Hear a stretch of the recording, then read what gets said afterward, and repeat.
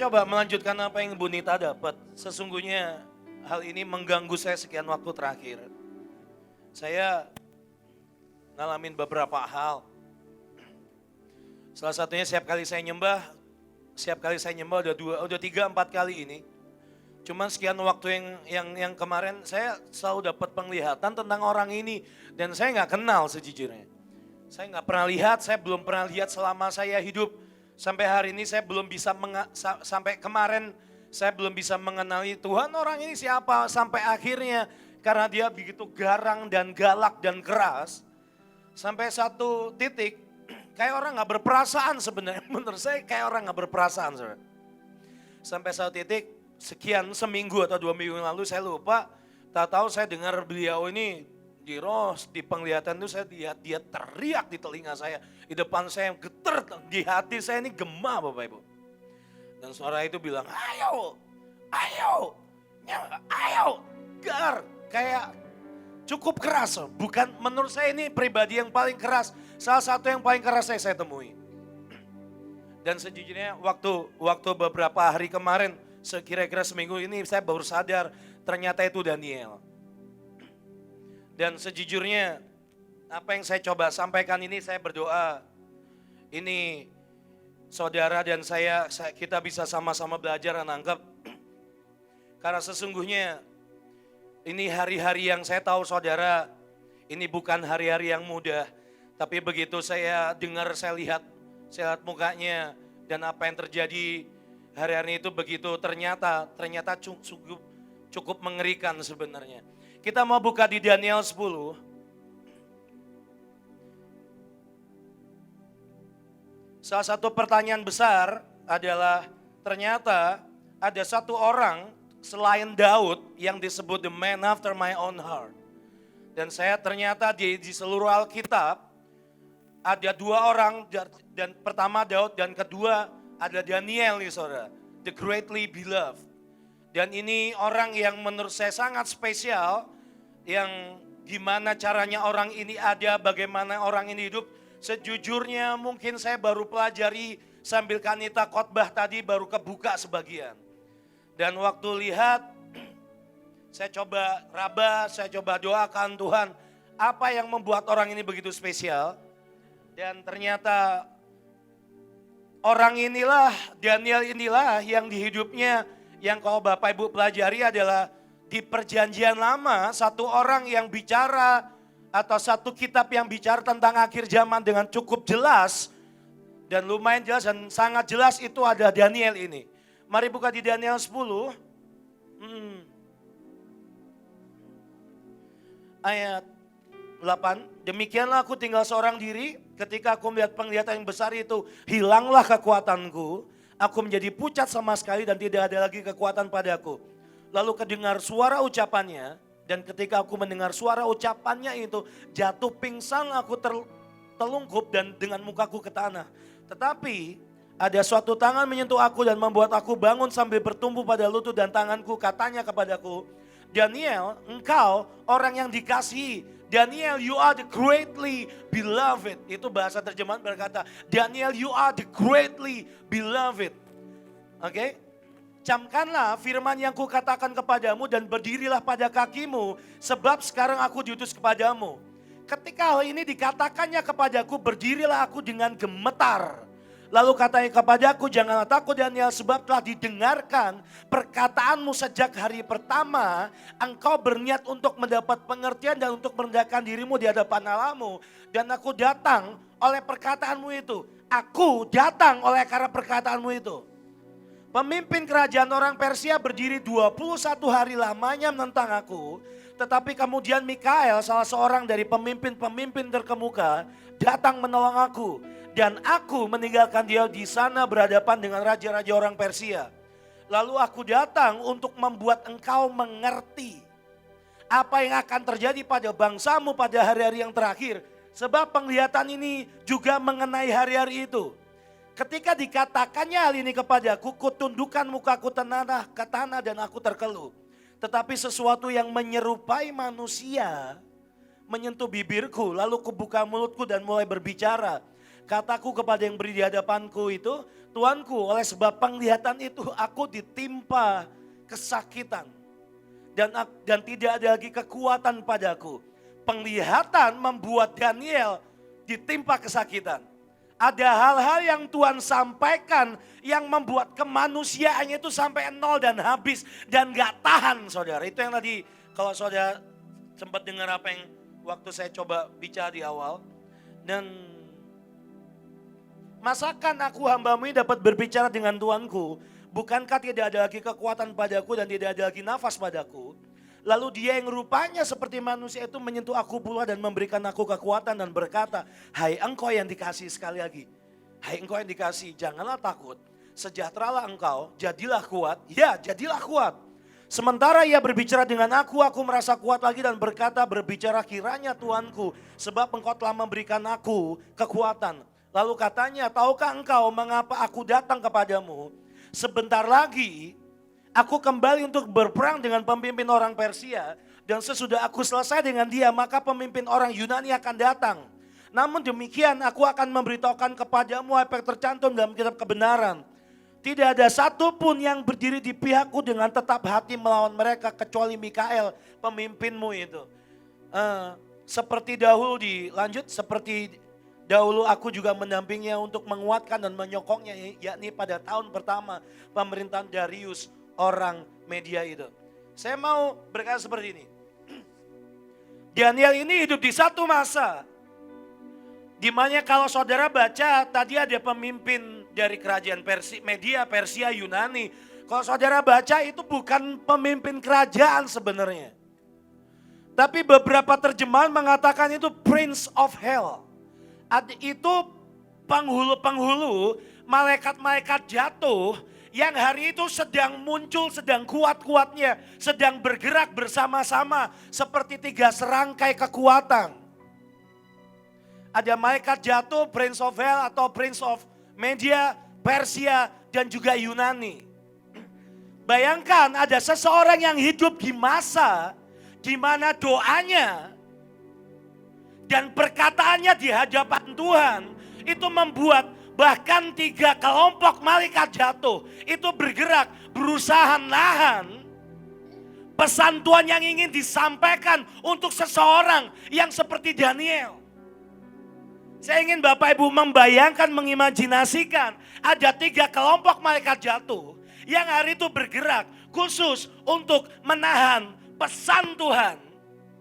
Apa yang Tuhan ingin sampaikan ke Daniel lewat Gabriel. Dan puji Tuhannya 3 rombongan itu ditahan sama Mikael, sekeren itu Mikael.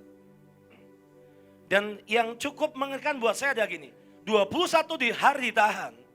Dan itu terjadi sesuatu pergolakan yang luar biasa di roh.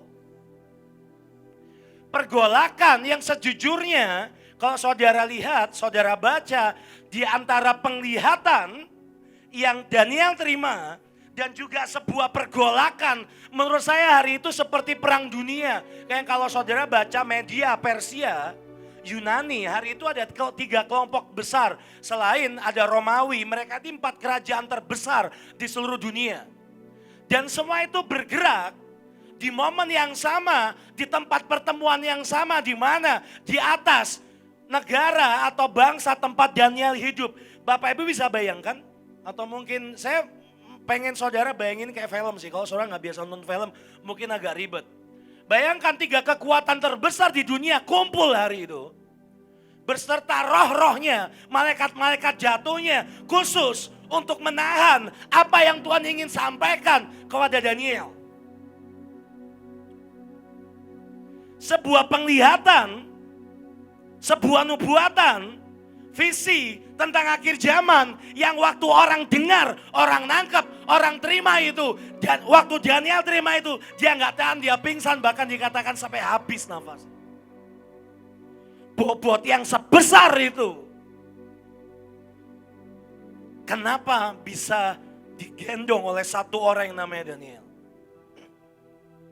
Dan satu pertanyaan di hati saya adalah, Tuhan, apa yang membuat engkau mencintai orang ini begitu rupa?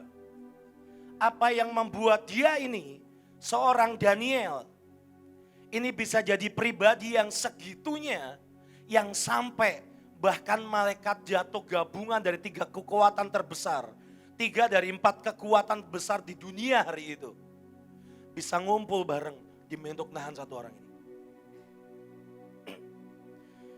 Bapak Ibu, satu hal yang cukup buat saya, di hati saya cukup nyala adalah bagaimanapun Daniel ini manusia yang luar biasa sih.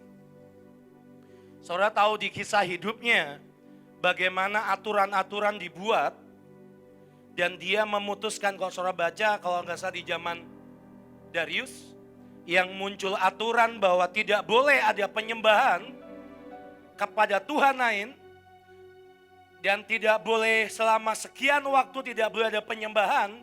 Dan begitu urusan mezbah, Daniel dengar aturannya dan dia balik lagi. Dia buka tingkap langitnya dan dia arahkan penyembahannya dengan arahnya, bahasa sekarang itu kiblatnya ke Yerusalem.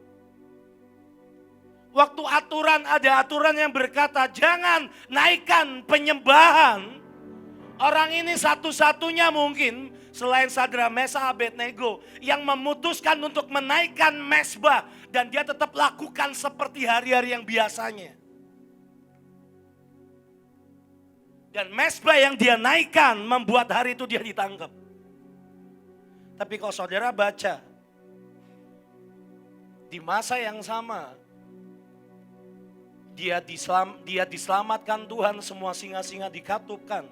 Dan kalau saudara baca, hari itu ada pengumuman, semua orang harus nyembah Allahnya Daniel. Karena apa? Ada mezbah yang terus dia bangun, dia putuskan untuk bangun. Tapi apakah itu cukup untuk membuat dia jadi the greatly beloved? Saya coba kumpulkan berbagai data tentang apa yang saya tahu tentang Daniel ini. Saudara, kata Daniel itu, saudara tahu kata Dan itu sebenarnya cukup mengerikan. Dari bahasa Ibrani din, itu artinya severity atau restrain. Dan restrain yang artinya parah, kejam, menahan, mengekang, mengendalikan, itu kata din. Tapi ada nama El di hidupnya.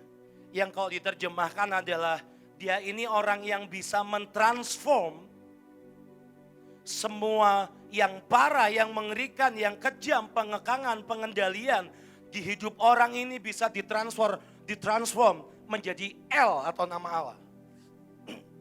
Yang kedua, ada kemungkinan si Daniel ini adalah si Memukan atau Memuhan dari 7 sida-sida Ahasveros yang saudara kalau saudara baca ada di Ester 1 ayat 10 ada kata Memuhan di situ. Ada satu nama dan kemungkinan dan selanjutnya ada satu nama kalau saudara buka di Ester 4 atau 5. Ini menurut sejarah, saya bacain menurut sejarah yang ada yang tertulis. Kalau saudara lihat ada nama yang namanya Hattah di Ester 4 ayat 5. Itu juga diperkirakan itu Daniel. Kenapa ada Daniel di zamannya Ahasveros dan Ester? Mereka masih satu zaman. Nah, ini yang kerennya dari seseorang yang namanya Daniel. Dia ini orang yang berganti-ganti pemerintahan, berganti-ganti raja. Yang kalau Bapak Ibu baca di Alkitab dan ikutin sejarah kisah hidupnya itu naik, turun, naik, diangkat, naik. Habis itu hilang. Dibutuhkan, dia muncul lagi. Habis itu hilang. Dibuklukan, dia muncul lagi. Habis itu hilang. Dan orang ini, orang yang menurut saya gak punya mainan, gak punya permen, hidupnya lurus-lurus saja. Dan ini orang yang dari masa demi masa, dari raja demi raja, dia selalu tetap ada, mezbahnya tetap ada. Dan orangnya kualitasnya tidak pernah menurun sama sekali. Saudara tahu yang saya catat kira-kira ada 6 raja. Yang pertama di zaman Nebukadnezar, itu enggak lama. Dan setelah Nebukadnezar ada satu raja anaknya Nebukadnezar namanya Evil Merodah. Itu raja kedua yang dia layani. Raja ketiga ada Belshazzar, saudara tahu di Alkitab ada kisahnya. Keempat Darius, kelima Cyrus atau Kores. Dan keenam, ada kemungkinan kalau Bapak Ibu bingung, Leo kenapa kok dia muncul hilang dan berganti-ganti nama. Saudara, di zaman itu orang-orang penting itu orang-orang pilihan raja, itu jabatan politik. Begitu orang tertentu tidak bisa bawa itu, tidak bisa mengerjakan itu akan dipindahkan ke orang lain. Dan kemungkinan hari itu yang terjadi adalah itu yang terjadi dengan hidup Daniel. Dia dibawa naik, pindah raja, ya udah. Raja kedua butuh dinaikin. Itu terus menerus. Sampai yang keenam, diperkirakan dia inilah si Memuhan atau si Hatah di zaman Esther dan Ahasveros. Oke? Yang keren adalah, ini salah satu data yang selanjutnya adalah, hari itu menurut kitab-kitab Midras, orang-orang yang waktu bangsa Israel, orang Ibrani dibawa kembali ke Yudea. Ada satu nama dari kumpulan orang-orang yang disebut di bahasa Ibrani Ansei Knesset Assembly atau Man of Great Assembly. Orang-orang itu isinya Zakaria, Hagai, Maleaki, Daniel, Hananya, Misael, Azaria, Nehemia, Mordekai, Zerubabel. Mereka diperkirakan, mereka ini kira-kira satu zaman. Oke? Dan yang lebih, kalau Bapak Ibu tanya apa yang membuat orang ini begitu luar biasa. Kalau Bapak Ibu buka di Daniel 1.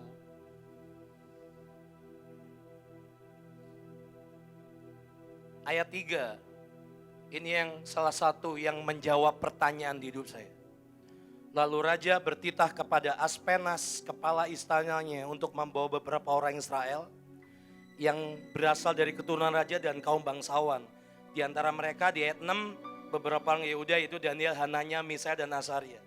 Saya kasih tahu Bapak Ibu saudara siapa itu Aspenas, kepala istana. Bapak Ibu, Aspenas ini adalah kepala orang Kasim. Saudara tahu siapa orang Kasim atau sida-sida itu? Mereka yang alat kelaminnya dikebiri. Kenapa saudara nggak pernah dengar kisah tentang Daniel punya istri dan punya anak?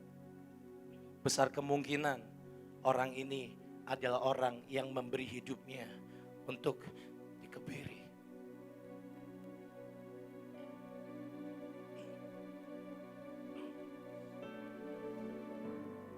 Ada orang tertentu yang kadang, ini area yang saya nggak berani ngomong. Karena di atas salah satu bagian dari pengabdian yang cukup dalam itu adalah waktu engkau melayani rajamu, maafkan saya kalau saya pakai bahasa ini, sampai engkau memberi dirimu dikebiri. Itu titik paling penting, paling vital dari hidup seseorang yang ditaruh. Dan hari ini, kenapa orang ini disebut the greatly beloved? Kenapa orang ini dari raja demi raja, dia punya mesbah, dia punya penyembahan, dia punya kekuatan yang dari masa demi masa efeknya begitu dahsyatnya. Sejujurnya, ini orang yang memberi bukan cuma ekstra dan lebih, tapi yang membiarkan dirinya bahkan dikebiri. Saya nggak tahu bagaimana menjelaskannya. Tapi apa yang Bu Nita beri, khotbahkan tadi tentang galaksi-galaksi yang memakan. Orang ini mau dibawa ke berbagai macam galaksi dan masa raja-raja seperti apapun. Namanya tetap disebutkan the greatly beloved. Orang yang sampai akhir hidupnya. Ada dua cerita yang masih membingungkan sampai hari ini. Ada kemungkinan dia ini salah satu orang yang dibunuh oleh Haman. Yang kedua karena memang beliau ini mati tua. Tapi kita nggak usah bahas itu. Tapi intinya gini. Kenapa ada orang yang dari masa 5-6 masa mesbahnya tetap ada. Dari berbagai masa hidupnya terus ada. Dan semua yang dari dirinya tetap ada. Karena sesungguhnya ini orang yang ngasih hidupnya. Menurut saya tidak ada satupun dari kita yang mampu masuk ke area. Membiarkan dirinya dikebiri. Saya mau tutup dengan seperti ini. Kira-kira setahun yang lalu mungkin Kak Joshua mungkin tahu karena hari itu beliau salah satu yang pergi ke Nigeria. Hari itu Pastor Ade Boye, betul ya yang lagi itu bernubuat. Hari itu pas ini orang luar biasa saudara. Mei kemarin dia kehilangan anaknya karena sakit, meninggal. Ini orang punya ibadah untuk anak-anak sekolah minggu aja diameternya 1 kali 1 kilometer. Ibadah umumnya 3 kali 3 kilometer. Dia waktu ditanya, Pastor apakah kamu senang dengan destinimu yang sekarang Tuhan sudah jawab, Tuhan bawa kamu setinggi ini, dan dia jawab, dia ketawa, enggak. Dia ketawa belum, destiniku baru mulai. Kenapa? Karena mimpiku adalah tempat ibadahnya segede Lagos, segede Nigeria, segede ibu kota ini semua tempat ibadah. Nah, orang ini cukup mengerikan dalam tanda kutip. Ini orang yang sangat suka pengasingan, doa, puasa, bahkan dia lakukan itu hampir tiap saat Bapak Ibu. Dan yang keren adalah dia adalah salah satu pendeta terkaya di seluruh dunia yang punya net worth, yang nilainya dia itu memang sampai triliunan saudara. Nah, orang ini yang dia suka kerjakan, dia suka mengasingkan diri dengan Tuhan, mengasingkan diri di tengah semua berkat dan semua yang dia punya, dia sangat suka mengasingkan diri. Suatu hari di tengah pengasingannya, dia hari itu didatangi Tuhan. Di tengah doa dan puasa, di tengah ketinggian seperti itu dia doa dan puasa. Satu hari tahu-tahu Tuhan bicara dengan dia. Hambaku Adeboye, aku akan lawat satu bangsa lebih besar dari bangsamu. Kalau saudara tahu 10 pastor terkaya di dunia itu ada di Nigeria. Gereja terbesar dari seluruh dunia itu adanya di Nigeria. Saudara. Nah, waktu dia berkata, oke Tuhan, negara mana yang kau akan lawat yang lebih besar dari negaraku? Dia berkata Indonesia. Dan waktu dia berkata Indonesia, waktu Tuhan berkata Indonesia, dia berkata Indonesia. Apa itu Indonesia? Dia nggak tahu apa-apa. Dan hari itu dia kaget, dia kumpulkan stafnya dan berkata Indonesia itu apa? Negara seperti apa? Dan mereka kumpulkan data, mereka tahu itu negara di Asia. Tuhan berkata, Tuhan akan melawat satu negara yang di akhir zaman, yang lebih besar dari negara kita. Hari itu pastor itu berkata seperti ini, kumpulkan semua orang Indonesia yang bisa. Hamba-hamba Tuhan kumpulkan, aku mau sampaikan pesan Tuhan. Nigeria itu di awal-awal revival saudara, itu sekian puluh hamba Tuhan lehernya dipotong di tengah jalan. Tuh kan mulai gini, ya.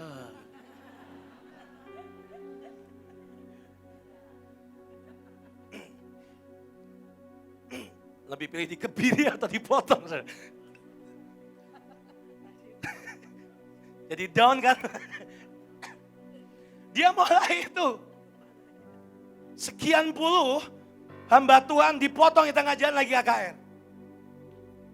Oleh garis keras. Tapi setelah itu KKR demi KKR, lawatan demi lawatan yang gila-gilaan di seluruh dunia itu ada di Nigeria. Tapi hari itu pesan Tuhan satu. Aku akan lawat satu bangsa. Dan lawatan itu akan lebih besar di negaramu. Itu Indonesia. Mereka cari tahu. Para hamba-hamba Tuhan cari tahu. Dan mereka kumpulkan hamba-hamba Tuhan Indonesia. Dan sesungguhnya hari itu setahu saya ada Kojos dan Bevis dan sekian dari saudara kita yang berangkat. Dan sesungguhnya banyak yang nggak nangkep. Tapi tahukah saudara, kalau hari ini terjadi, yang saya tahu hujan awal dan hujan akhir itu, kalau saudara baca terjemahan aslinya, hujan awal itu adalah hujan yang merusak. Jadi meskipun sama-sama pakai kata hujan, ayat yang di Joel itu, kata hujan yang pertama, yang kedua itu pakai kata yang beda. Yang pertama hujannya merusak. Kenapa? Karena itu perlu untuk nembus tanah yang paling keras, yang paling kering, yang paling mengerikan, perlu diterjang begitu rupa dengan air, dengan hujan yang merusakkan. Tujuannya untuk membuat orang bertobat. Hujan yang kedua, yang hujan akhir, itu adalah hujan yang penuh nutrisi yang diberikan paling akhir sebelum hari-hari panen. Itu yang membuat tanaman keluar, buah-buahan keluar yang the best, itu hujan akhir. Dan masalahnya, kabar baiknya luar biasanya adalah ayat yang sama yang saudara dan saya sering terima nubuatan untuk Indonesia adalah hujan awal dan hujan akhir dijadikan satu. Hujan yang rusak sama hujan yang menyembuhkan, yang membawa mujizat dijadikan satu. Pertanyaan saya yang hari ini kita mau sama-sama datang di hadapan Tuhan sekali lagi adalah, maukah saudara memutuskan hidup saudara dan saya, Bapak Ibu yang di rumah dimanapun kau berada, memutuskan di hidupmu, saya mau jadi orang yang menggenapi apa yang Tuhan sudah sampaikan ke hambanya Adeboye. Kalau hari ini semua kekuatan sedang bersatu dari seluruh negeri, seluruh bangsa, semua roh, setan dari berbagai level kumpul jadi satu, kekuatan apapun, saya mau kasih tahu saudara, ini adalah masa Daniel, di mana saudara dan saya sedang menentukan nasib sebuah bangsa. Hari ini di firman-Nya berkata di hari terakhir, Mikael pemimpin besar itu, ia akan mengawal, menemani anak-anak bangsa untuk menggenapi sebuah destiny. Destiny yang mana? Destiny hujan awal dan hujan akhir dijadikan satu. Destiny hari itu disampaikan kepada hambanya Pastor Adeboye. Ada satu bangsa yang ujungnya akan punya lawatan yang lebih besar daripada yang pernah terjadi di Afrika. Halo. Halo. Sampai hari ini tiap hari seluruh pasukan, semua teman-teman yang turun ke jalanan sampai hari ini, beritanya terus terjadi kesembuhan. Saudara tanya semua teman-teman di mana Medan Batra, nggak ada yang cuma sakit panu, kanker, apapun sembuh. Saya mau kasih saudara tahu, saudara ingatkan sesuatu. Hujan awal dan hujan akhir sedang mau bergerak hari ini. Sudah dimulai. Tuhan cari Daniel, the greatly beloved. Tuhan mau kumpulkan Daud, the man after my own heart. Orang-orang yang di kondisi apapun, di galaksi yang mematikan itu sekalipun, tetap punya mezbah, tetap punya penyembahan. Yang bahkan hidupnya, doanya, penyembahannya membuat semua semesta bergerak. Khususnya malaikat jatuh berusaha menahan itu.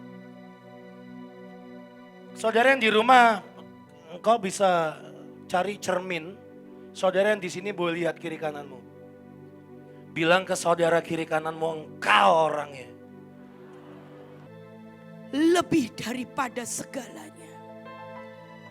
Mari pejamkan mata.